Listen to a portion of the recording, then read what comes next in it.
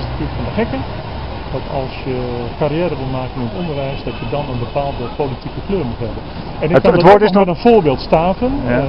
Ik heb een gepensioneerde PVV-politicus gesproken in de klasjes, bij de opleiding, die tegen mij zei van, Ton, jij durft.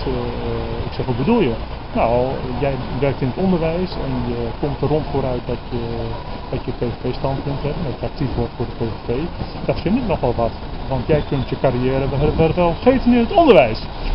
En toen zei ik van, ja, maar werkt u ook in het onderwijs? Ja, zegt hij, ik heb in bestuursfuncties gezeten, maar ik heb mij altijd voorgedaan alsof ik Partij van de Arbeid sympathie had en ik ben pas uit de kast gekomen op het moment dat mijn pensioen veilig was gesteld en ik het onderwijs vaarwel kon zeggen.